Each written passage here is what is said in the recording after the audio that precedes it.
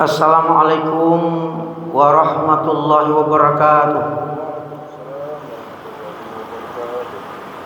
Alhamdulillahillazi arsala rasulahu bil huda wa dinil haq liyuzhirahu ala dini kulli walau karihal musyrikun.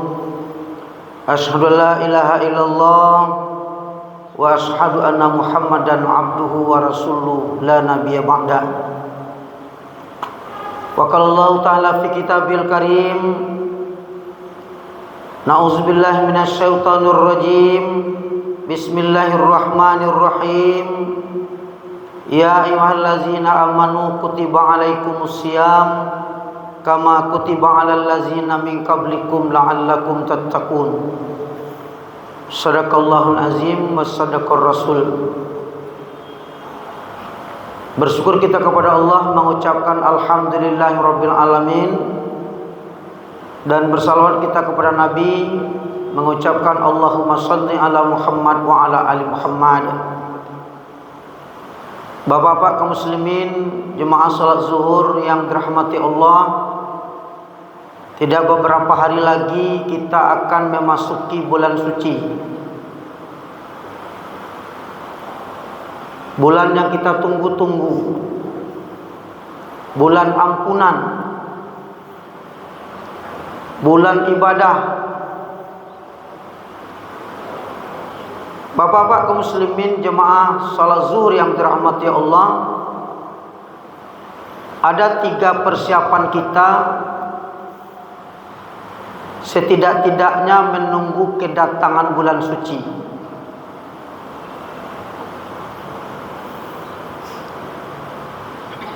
Apa yang perlu kita persiapkan? Yang pertama, mempersiapkan menyambut bulan suci. Yang harus kita persiapkan, yang pertama namanya tazkiyatun niyah, mensucikan niat.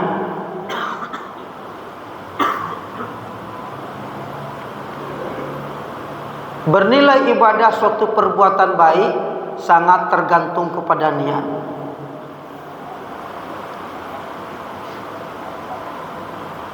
Pekerjaan yang baik kalau kita tidak memulai dengan niat, baiknya dapat, ibadahnya tidak dapat.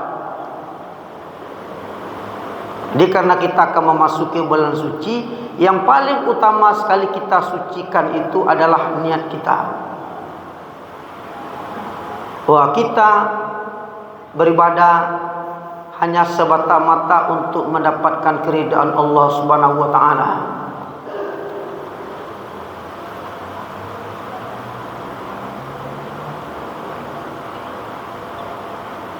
Bapak kaum muslimin, jemaah salat zuhur yang dirahmati Allah, kita lihat prakteknya ketika kita melaksanakan ibadah suci Ramadan, mulai dari puasa, kemudian salat tarawihnya.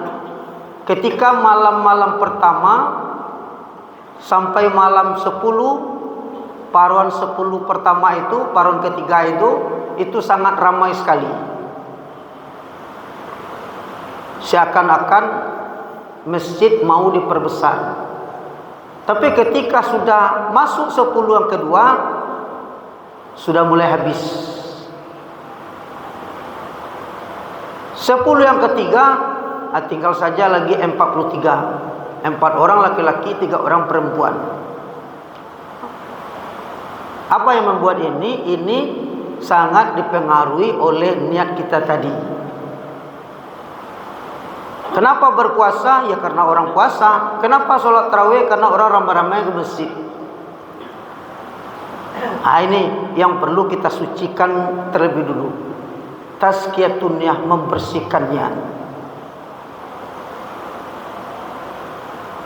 Lalu yang kedua, bapak-bapak jemaah salat zuhur yang dirahmati Allah, persiapan kita namanya tazkiyatun nafs, mensucikan diri.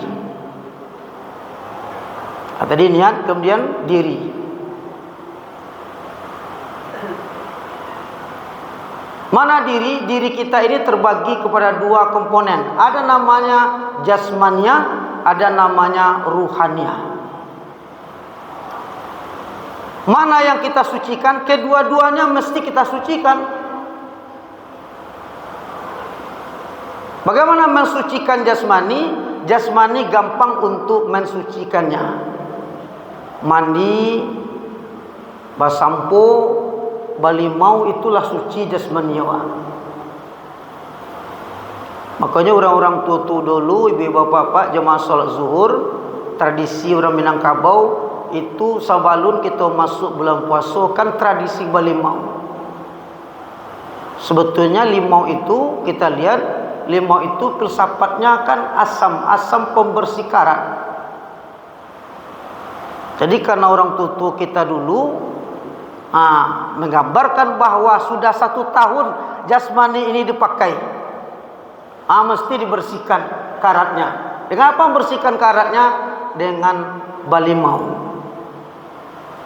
Maka sebelum bulan puasa ada tradisi balimau.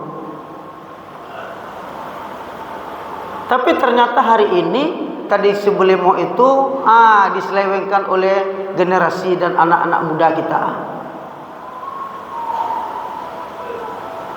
Kemana mereka berlimau? Mereka berlimau mengunjungi hulu-hulu sungai. Yang anehnya mereka berlimau pergi ke Bukit Tinggi, Pak.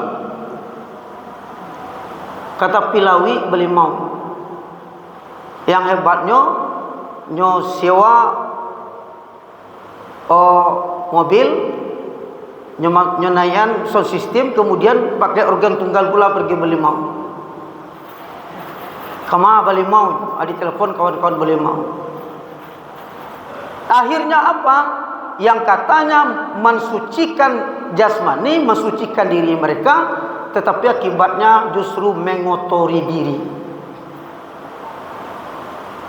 Pai boleh mau ke Bukit Tinggi lah macet, sehingga tak sempat solat zuhur, tinggal solat asar, hilang solat maghrib, tak dapat lagi melaksanakan solatnya solat isya dan tarawih nanti. Katanya mensucikan dirinya, tapi akibatnya mengotori diri. Mandi ke hulu-hulu sungai, mereka bercampur antara laki-laki dan perempuan. Yang katanya mensucikan diri, tapi juga mengotori diri mereka sendiri.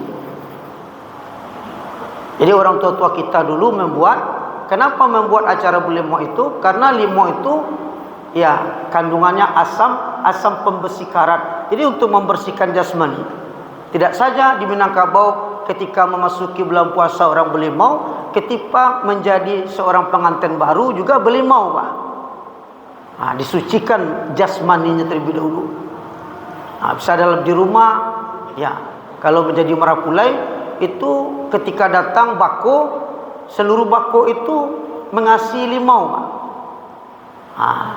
Ditaruh tangan di dalam sebuah bejana, kemudian diusapkan ke kening marapulai tadi, yang tradisi berlimau. Apa tujuannya? Untuk mensucikan jasmani mereka. Lalu kedua, bagian tubuh kita ini mesti kita sucikan adalah ruhania. Ini yang sulit. Kalau rohani, jasmani bisa kita sucikan dengan sabun, sampo, dengan balimau. Tapi yang rohani nggak bisa kita sucikan dengan sampo dan balimau. Dengan apa kita sucikan rohani kita ini? Dengan senantiasa bertaubat meminta ampun kepada Allah Subhanahu wa taala.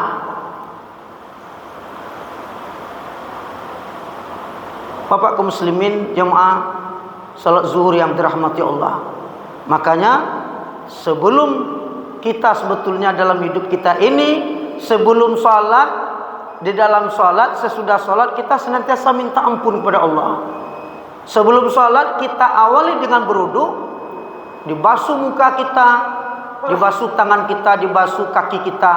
Zahirnya kita itu membasuh muka, membasuh tangan, tetapi batinnya adalah untuk bertobat dari dosa kita.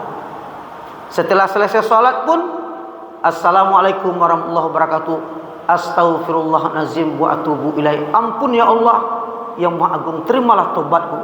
Jadi tazkiyatun nafs itu membersihkan jasmani, salah satunya bentuknya bertaubat. Kemudian juga bentuk salah satu juga mensucikan rohani kita, saling kita untuk memberi maaf. Dalam Quran kita saling memberi maaf, bukan saling meminta maaf. Besar pahalanya ketika kita saling memberi maaf daripada saling meminta maaf. Camkan banyak maaf. Wabillahi taufiq wal hidayah. Assalamualaikum warahmatullahi wabarakatuh.